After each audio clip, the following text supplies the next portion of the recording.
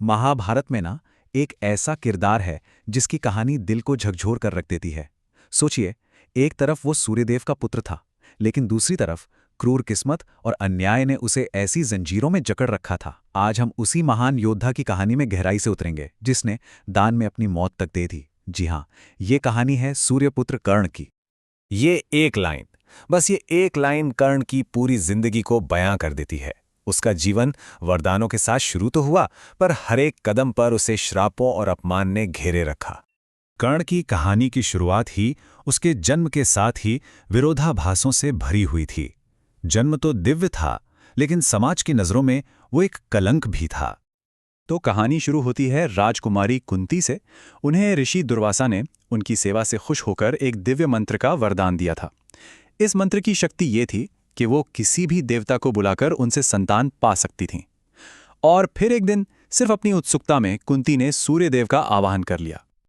और सूर्यदेव प्रकट हो गए, जिससे कुंती को एक ऐसा बेटा मिला जो पैदाइशी सोने के कवच और दिव्य कुंडलों से सजा हुआ था। लेकिन एक बहुत बड़ी समस्या थी, कुंती अविवाहित थीं। समाज के कड़े नियम और लोकलाज के डर से उन्होंने एक ऐसा फैसला लिया जो किसी भी मां के लिए नामुमकिन सा होता। उन्होंने अपने उस नवजात बच्चे को एक टोकरी में रखा और अश्व नदी की लहरों पर छोड़ दिया। वो टोकरी बहते बहते हस्तिनापुर के एक सारथी अधिरथ को मिली। अधिरथ और उनकी पत्नी राधा ने उस बच्चे को भगवान का प्रसाद समझकर अपनी संतान की तरह पाला। और बस यहीं से कर्ग के जीवन का वो संघर्ष शुरू हो गया जो ताउम्र उसके साथ रहा। उसकी रगों में तो देवताओं का खून था, पर दुनिया के लिए वो हमेशा एक सूत पुत्र यानी एक सारथी का बेटा ही बना रहा। जैसे जैसे कर्ण बड़ा हुआ, उसके अंदर एक महान योद्धा बनने की आग जलने लगी। पर ये दुनिया, ये समाज उसे उसकी जाति का हवाला देकर हर मौके से दूर करने पर तुला हुआ था। तो ज्ञान की इसी तलाश में कर्ण पहुंचा गुरु द्रोण के पास। वही गुरु द्रोण जो कुरु राजकुमारों को शिक्षा देते थे। कर्ण ने बड़ी विनम्रता से उनसे सीखने की गुजारिश की, पर द्रोण ने साफ मना कर दिया। कारण यह था कि दिव्य अस्त्रों का ज्ञान केवल ऊंचे कुल के क्षत्रियों को ही दिया जा सकता है। यह शायद कर्ण के जीवन की पहली और सबसे चुभने वाली चोट थी। लेकिन कर्ण ने हार नहीं मानी। उसने फैसला किया कि वो महान गुरु परशुराम से शिक्षा लेगा। पर यहां एक और मुश्किल थी। परशुराम ने तो कसम खाई थी कि वो क्षत्रियों को कभी शिक्षा नहीं देंगे। तो ज्ञान पाने की जिद में कर्ण ने ब्राह्मण होने का झूठ बोला और परशुराम का शिष्य बन गया। ये श्राप उसे एक बहुत कठिन परीक्षा के बाद मिला। हुआ यूं कि एक दोपहर गुरु परशुराम कर्ण की जांघ पर सिर रखकर सो रहे थे। तभी एक कीड़े ने कर्ण की जांघ को काटना शुरू कर दिया। दर्द इतना भयानक था कि खून बहने लगा, लेकिन कर्ण जर्रा सा भी नहीं हिला ताकि गुरु की नींद न टूटे। जब खून की धार परशुराम तक पहुंची, तब वो जागे और सब समझ गए। इतनी सहन शक्ति किसी ब्राह्मण में नहीं हो सकती। कर्ण का भेद खुल चुका था। धोखे से ज्ञान लेने की सजा एक बहुत ही भयानक श्राप के रूप में मिली। पर बदकिस्मती ने यहीं उसका पीछा नहीं छोड़ा। कुछ समय बाद अनजाने में कर्ण के तीर से एक ब्राह्मण की गाय मर गई और उसे एक दूसरा श्राप भी मिल गया। ऐसा लग रहा था मानो किस्मत पहले से ही उसके खिलाफ एक जाल बुन रही हो। अब कहानी का रुख हस्तिनापुर के उस टूर्नामेंट की तरफ मुड़ता है, जहां कर्ण का सरेआम अपमान उसकी जिंदगी की सबसे मजबूत दोस्ती की वजह बनता है। गुरु द्रोण ने राजकुमारों के हुनर का प्रदर्शन करने के लिए एक बहुत बड़ा आयोजन किया था। अर्जुन ने अपनी तीरंदाजी से सबको हैरान कर दिया और उसे सबसे बेहतरीन योद्धा घोषित किया ही जाने वाला था कि तभी रंगभूमि के दरवाजे पर सूरज की तरह चमकता हुआ एक योद्धा आया, और वो कोई और नहीं, कर्ण था। कर्ण ने आते ही सीधे अर्जुन को ललकारा और कहा, पार्थ, जो करतब तुमने दिखाए हैं मैं उससे बेहतर करके दिखा सकता हूं। पूरी सभा में सन्नाटा छा गया। लेकिन जैसे ही मुकाबला शुरू होने वाला था, राजगुरु कृपाचार्य ने उसे रोक दिया। उन्होंने कर्ण से उसका वंश पूछा, जिसका जवाब कर्ण के पास नहीं था।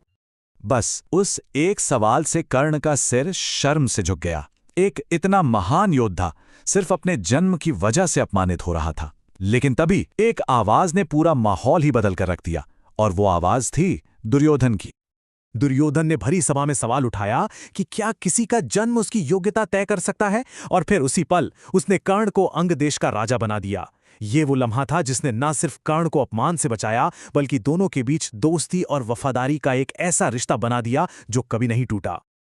कर्ण के जो सबसे बड़े गुण थे, उसकी वफादारी और उसकी दानवीरता, वही आखिर में उसकी सबसे बड़ी कमजोरियां बन गईं और यही उसके पतन की वजह भी बनी। द्रौपदी के स्वयंवर में जब उसे सूतपुत्र कहकर फिर से अपमानित किया गया तो उसके मन में एक गहरी कड़वाहट बैठ गई, और यही कड़वाहट द्यूत क्रीड़ा के दौरान दिखी जब उसने द्रौपदी के अपमान का समर्थन किया। यहां तक कि जब युद्ध से ठीक पहले उसकी मां कुंती ने उसे सच बताया, तब भी उसने अपने दोस्त दुर्योधन का साथ नहीं छोड़ा, और उसकी दानवीरता का तो कोई जवाब ही नहीं जब उसने जानबूझकर अपनी सुरक्षा, अपना कवच और कुंडल इंद्र को दान में दे दिए। ये एक अजीब सौदा था, है ना? उसने अपनी जिंदगी की रक्षा के बदले एक ऐसा हथियार लिया जिसे सिर्फ एक बार चलाया जा सकता था। मतलब उसने अपनी अजेयता का सौदा एक ऐसे हथियार के लिए किया जिससे वो आखिर में अपने सबसे बड़े दुश्मन पर इस्तेमाल कर ही नहीं पाया। और अब हम पहुंचते हैं कुरुक्षेत्र के मैदान में, वो जगह जहां कर्ण की जिंदगी के सारे श्राप, सारे फैसले और उसकी किस्मत सब एक साथ आकर टकराने वाले थे। युद्ध के 14वें दिन ही कर्ण को कौरव सेना को बचाने के लिए अपनी वो वाजवीय शक्ति भीम के बेटे घटोत्कच पर इस्तेमाल करनी पड़ी। इसका सीधा मतलब था कि अब अर्जुन के खिलाफ उसके पास वो ब्रह्मास्त्र नहीं था। और फिर आया 17वां दिन, जब ये दोनों महान योद्धा अपने आखिरी मुकाबले के लिए आमने सामने खड़े थे। जैसे ही लड़ाई अपने चरम पर पहुंची, कर्ण की किस्मत ने एक एक करके उसका साथ छोड़ना शुरू कर दिया। सबसे पहले ब्राह्मण का श्राप फलीभूत हुआ और उसके रथ का पहिया कीचड़ में धंस गया।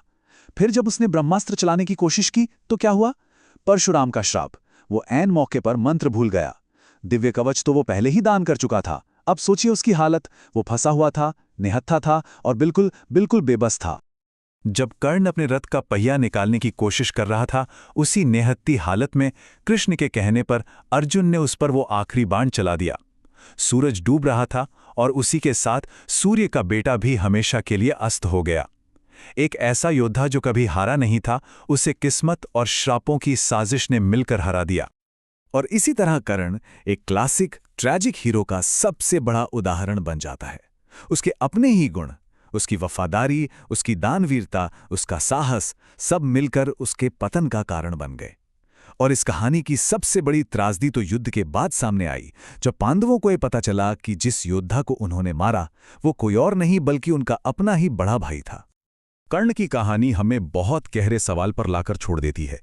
क्या वो सिर्फ अपनी किस्मत और मिले हुए श्रापों का शिकार था, या फिर उसकी दोस्ती, उसकी वफादारी और बदले की भावना जैसे उसके अपने फैसलों ने उसकी तकदीर लिखी? शायद सच्चाई इन दोनों के बीच में कहीं है, और यही बात उसे हमारी पौराणिक कथाओं का सबसे दिलचस्प और सबसे जटिल किरदार बनाती है।